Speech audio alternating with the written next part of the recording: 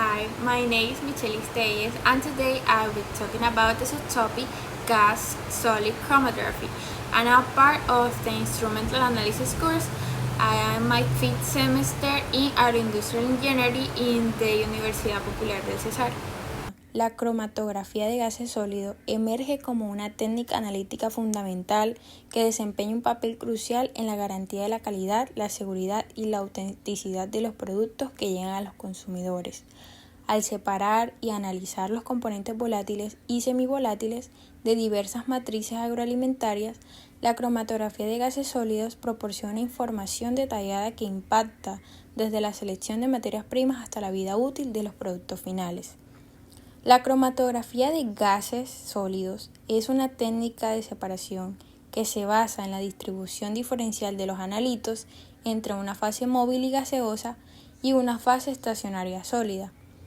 La muestra, que está previamente vaporizada, es transportada por un gas inerte en una fase móvil a través de una columna que contiene un material sólido finamente dividido, que se considera la fase estacionaria.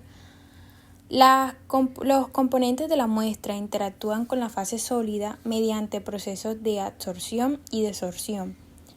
Aquellos compuestos con menor afinidad por la fase sólida avanzarán más rápido a través de la columna, mientras que aquellos con mayor afinidad serán retenidos por más tiempo. Esta diferencia en el tiempo de retención permite la separación de los distintos componentes que luego son detectados al final de la columna, generando un cromatograma que representa la abundancia de cada componente en función del tiempo. La naturaleza de la fase estacionaria sólida es un factor crítico en la cromatografía de gases sólidos, que se utilizan diversos materiales absorbentes como tamices moleculares, óxidos porosos, ya sea silicio, gel o alumina, y carbón activado, cada uno con propiedades específicas de selectividad basadas en el tamaño molecular, la polaridad y la estructura química de los analitos. Ahora, con las aplicaciones.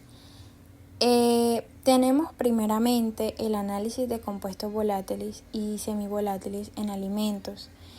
El aroma y el sabor son atributos sensoriales primordiales que definen la calidad y la aceptabilidad de los alimentos. Esta cromatografía de gases sólidos se erige como una herramienta indispensable para desentrañar la compleja composición de los compuestos. Dentro de esta podemos encontrar características organolépticas como lo es el perfilado de aroma y sabor, que en industrias como la del café, el vino, las especies, los aceites esenciales y las frutas permite identificar y cuantificar los cientos de compuestos que contribuyen al perfil del aroma y el sabor característico de cada producto. Esta información es vital para el control de calidad. También tenemos como aplicación la detección de adulterantes, que en la cromatografía de gases sólidos se utiliza para verificar la autenticidad de los productos alimenticios mediante la identificación de los compuestos que no deberían estar presentes. También está la evaluación de la frescura y el deterioro, que a medida que los alimentos se van deteriorando se producen cambios en su composición de compuestos volátiles. En la detección de contaminantes podemos salvaguardar la inocuidad alimentaria en los residuos de pesticidas, ya que la agricultura moderna a menudo requiere el uso de pesticidas para proteger los cultivos de plagas y enfermedades. Y ahora, dentro de las ventajas de la cromatografía de gases sólidos, encontramos que contiene una alta sensibilidad, ya que permite detectar y cuantificar compuestos inclusivos en concentraciones muy bajas. Tiene una alta resolución, que es capaz de separar mezclas complejas en sus componentes individuales, lo que facilita la identificación y la cuantificación precisa. Tiene una rapidez, ya que muchos análisis de estas cromatografías pueden completarse en un tiempo relativamente corto, lo que es beneficioso para el control de la calidad en la línea o en el análisis de un gran número de muestras, y se considera versátil, ya que en la fase estacionaria esta es sólida y es posible seleccionar diferentes tipos de absorbentes para optimizar la separación de distintos grupos de componentes. Ahora, existen ejemplos típicos de cromatografía de gases. En la primera imagen tenemos un cromatograma de una mezcla de gases de escape, que en este cromatograma nos muestra la separación de una mezcla de gases de escape. Este tipo de análisis es común para monitorar la composición de las emisiones industriales. Se observa que los gases más ligeros y menos absorbidos, como el H2O, el CO2, el O2 y el nitrógeno, eluyen primero, mientras que los hidrocarburos de cadena más larga, como el butano y el pentano, eluyen más tarde. Este es un ejemplo de elusión con gradiente de temperatura. En la segunda imagen podemos ver un cromatograma de una mezcla de gases simples. Este cromatograma muestra la separación de una mezcla más simple de gases, que es comúnmente utilizada para demostraciones o análisis de rutina de gases industriales, y se observa el orden de elusión de estos gases, lo cual es predecible en función de sus puntos de ebullición y sus interacciones con la fase estacionaria. Y ya por último tenemos la primera pregunta sobre la cromatografía de gases sólidos.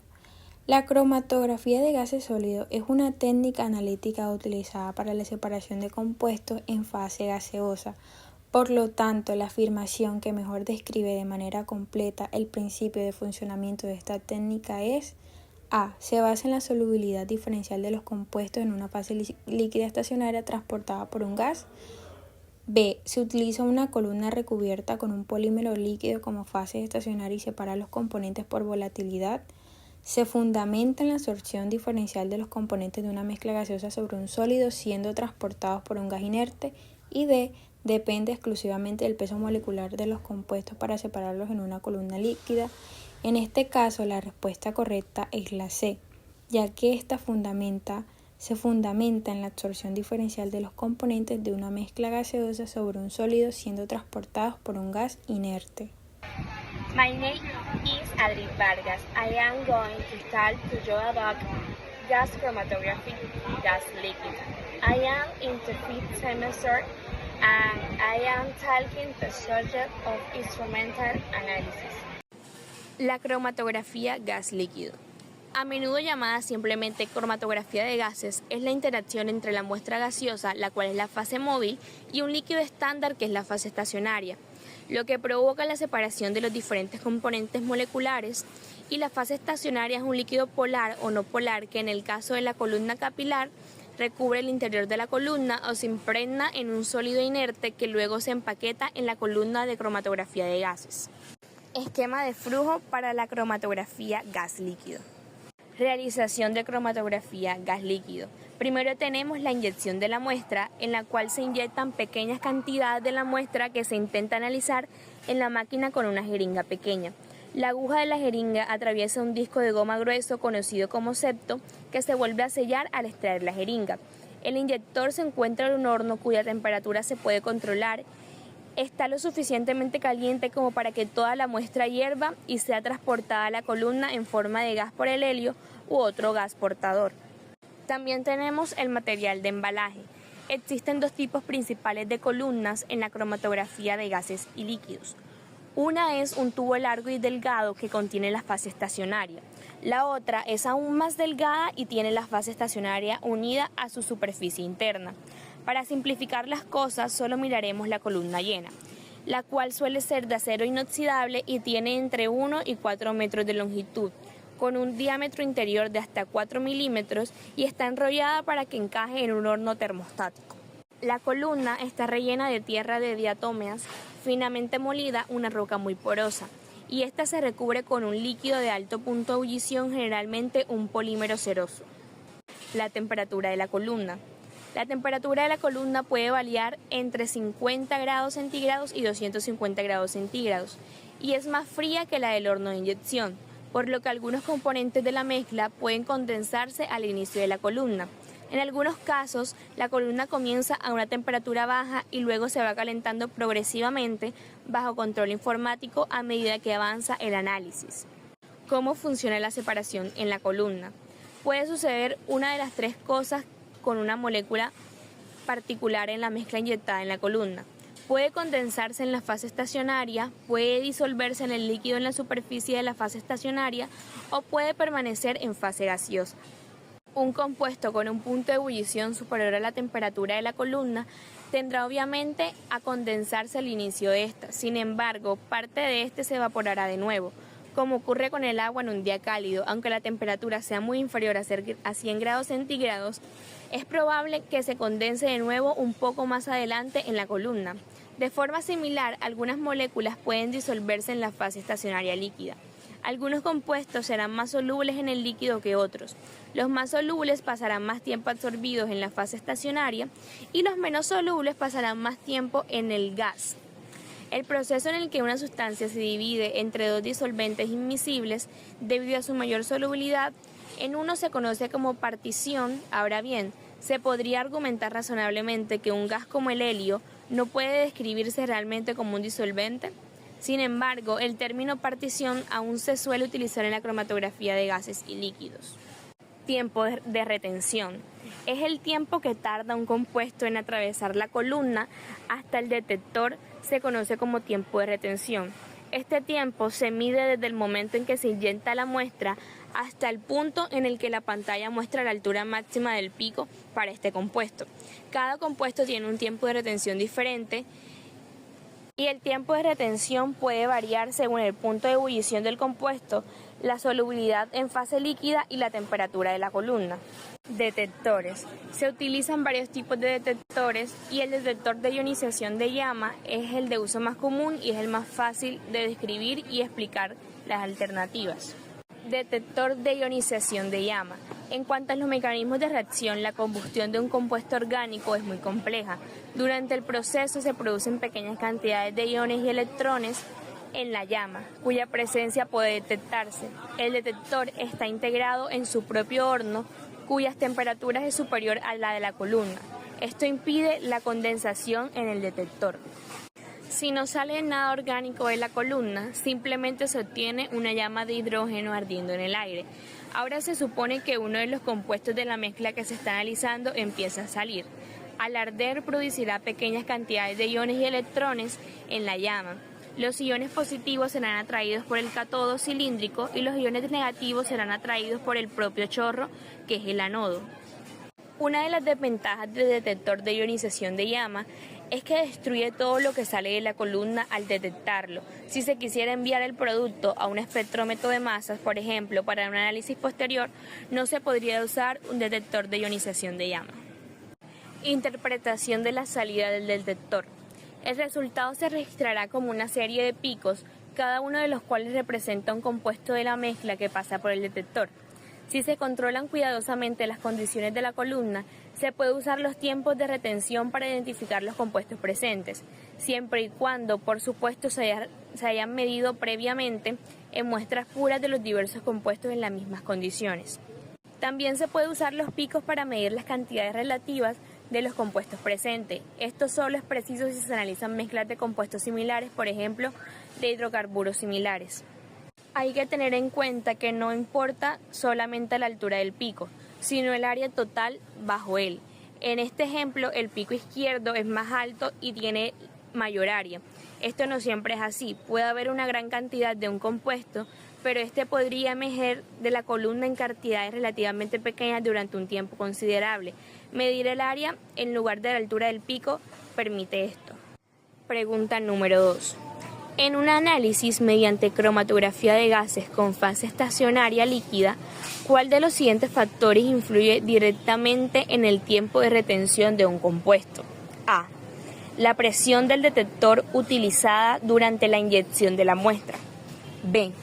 La masa molar del gas portador utilizado como fase móvil. C. La solubilidad del compuesto en la fase estacionaria del sistema. Y D. El volumen del recipiente que contiene la muestra antes de la inyección. Hello, my name is Andre Rivera. I am studying instrumental analysis. I am in my fifth semester. I'll be talking to you about supercritical fluid chromatography. Hola, mi nombre es Andre Rivera. Estoy viendo la materia análisis instrumental. Este es mi quinto semestre y les voy a hablar sobre la cromatografía de fluidos supercríticos.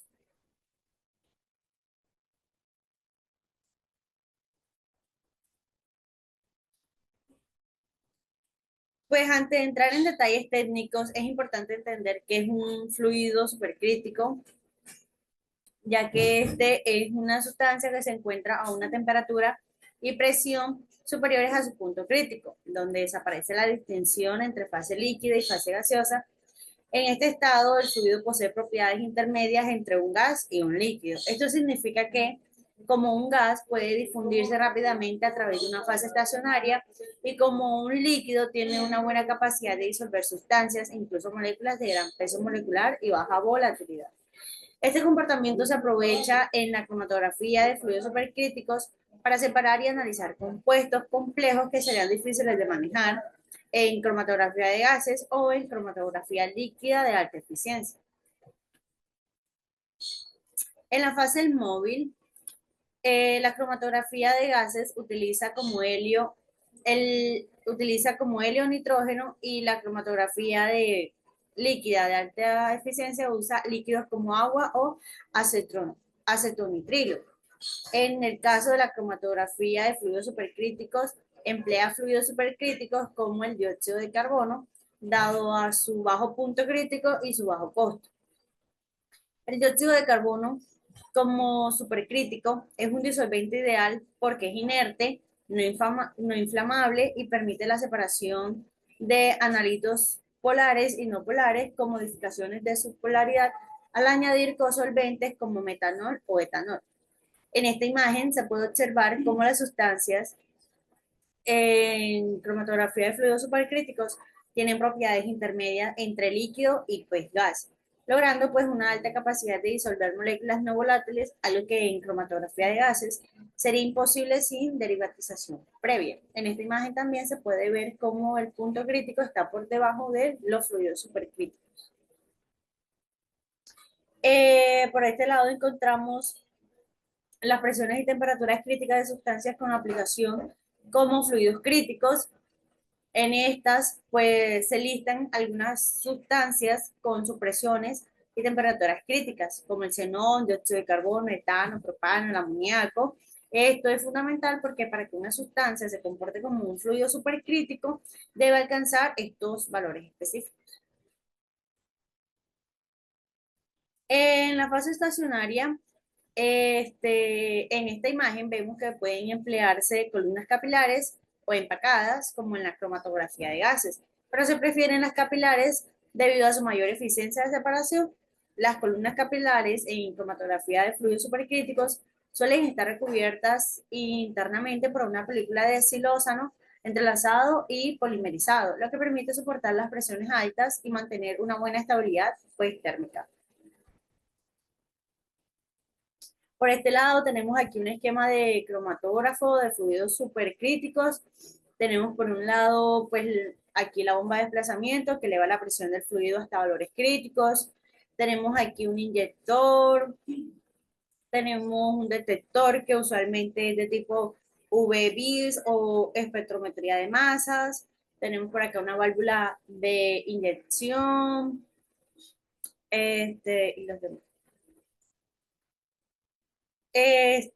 También se ha visto en la industria aplicaciones de este tipo de cromatografía, como es en la composición en, en los aceites vegetales para determinar la composición de triglicéridos, también en verduras para el análisis de carotenoides. En Nestlé se ha reportado el uso de esta cromatografía para mejorar la trazabilidad de ingredientes activos en alimentos funcionales. También tenemos por este lado el control de residuos de plaguicidas. Esto que permite detectar múltiples compuestos con gran precisión y sin el uso intensivo de solventes orgánicos, lo cual pues esto se alinea con los principios de sostenibilidad. Por último, tenemos aquí una pregunta tipo Saber Pro, el cual se responde teniendo en cuenta pues la información que les proporcioné anteriormente sobre fundamentos físico-químicos pues de la cromatografía de fluidos supercríticos.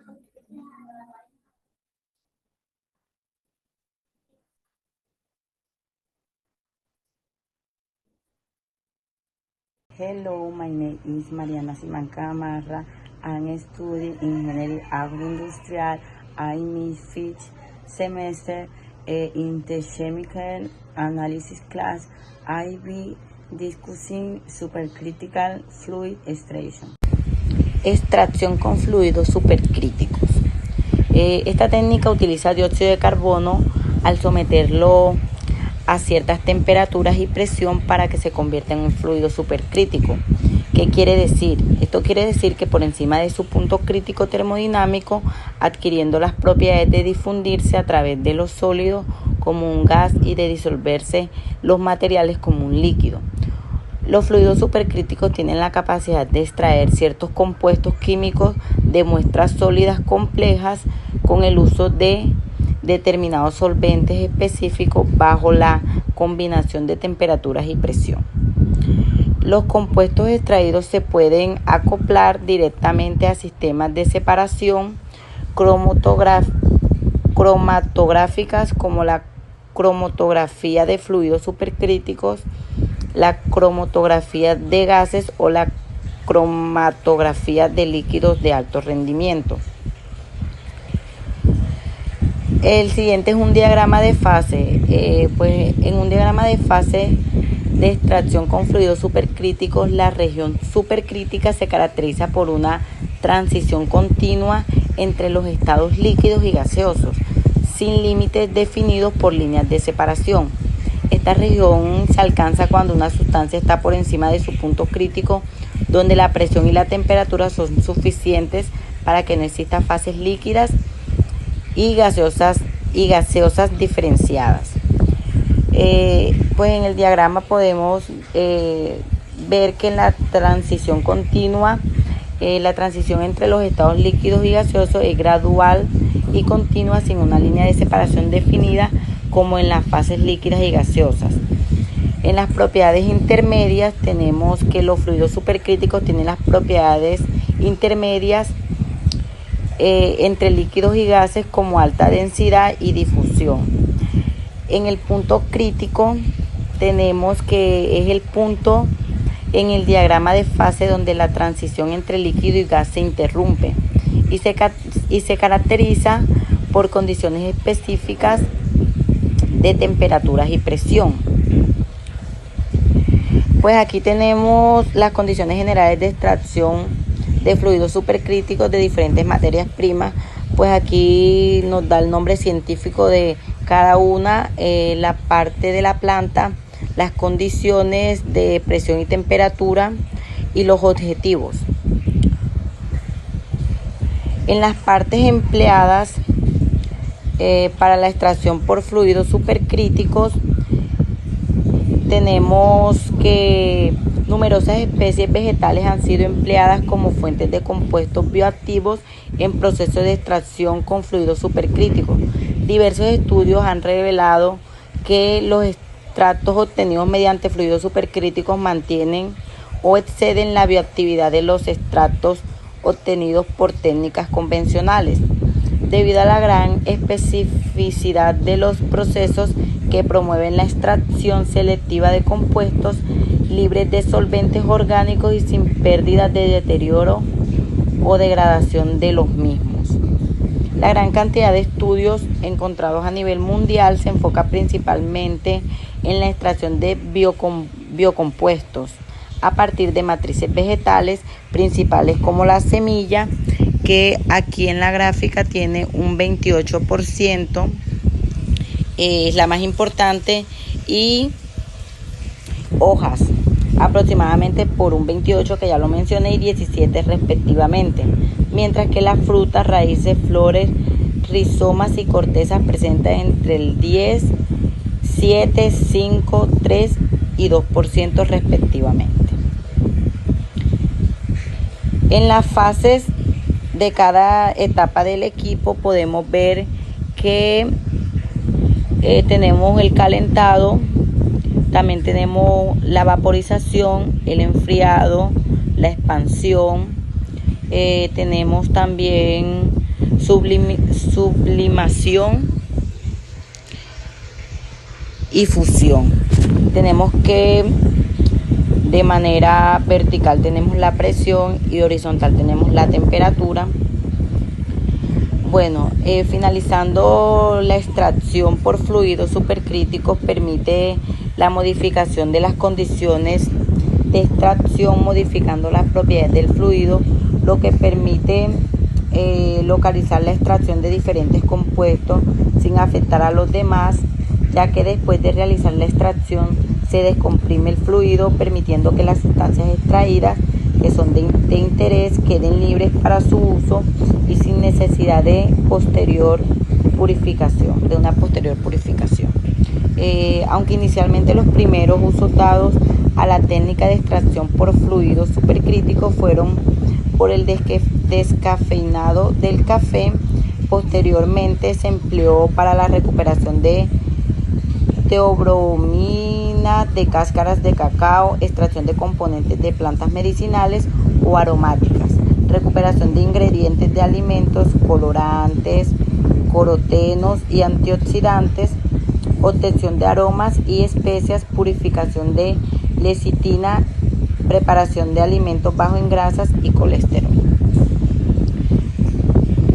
Finalizando, tenemos la pregunta que dice así: la aplicación del dióxido de carbono supercrítico en la cromatografía durante un análisis de compuestos poco polares en una muestra alimentaria. Un grupo de investigadores decide usar cromatografía de fluidos supercríticos con dióxido de carbono como fase móvil. Eligen este método en lugar de la cromatografía gráfica tradicional. ¿Cuál de las siguientes justificaciones científicas respalda mejor esta elección? El inciso A dice: el dióxido de carbono es un líquido a temperatura ambiente, lo que facilita su manipulación en un sistema cromatográfico. El inciso B dice: el dióxido de carbono supercrítico tiene alta polaridad, lo que permite separar compuestos polares de forma más eficiente que otros disolventes. El C: el dióxido de carbono supercrítico tiene baja viscosidad y alta difusividad, lo que permite una separación más rápida y eficiente de compuestos poco polares. Y el inciso D: el dióxido de carbono supercrítico es altamente inflamable y reactivo, lo cual acelera la separación de los compuestos al aumentar la energía del sistema.